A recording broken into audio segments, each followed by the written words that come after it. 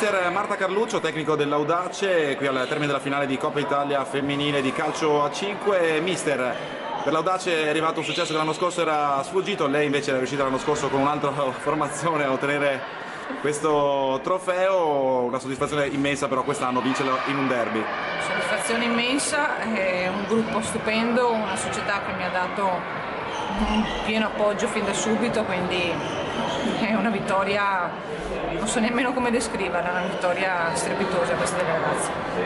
Mister Stefano Ragno, al termine della finale di Coppa Italia femminile di calcio a 5, Hellas Verona che è uscito sconfitto, diciamo, sul filo di lana dai rivali cittadini dell'Audace. Mister, ci avete provato con le vostre armi, difesa, ripartenza, ci avete creduto per un bel po' perché siete stati 2 volte in vantaggio, poi però non è arrivato successo. Comunque un'ottima prestazione, direi, della squadra in tutta la manifestazione.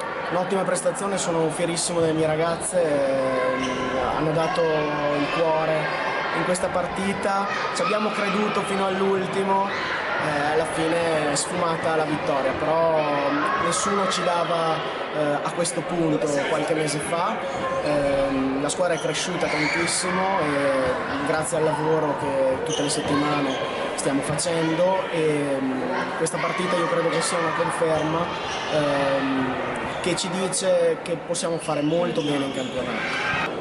Daniele Bargellini, prime finals di Coppa Italia come responsabile regionale del calcio a 5. Daniele, è stato sicuramente una 3 giorni intensa, spettacolare, divertente, tante emozioni, direi un successo insomma.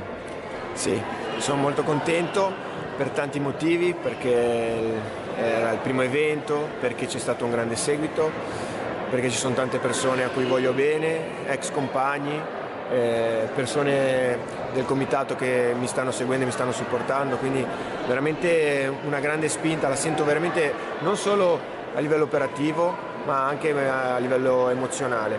Poi devo dire anche ai ragazzi della Longobarda, che sono la società che ci sta aiutando, ci sta supportando a livello logistico, veramente molto bravi.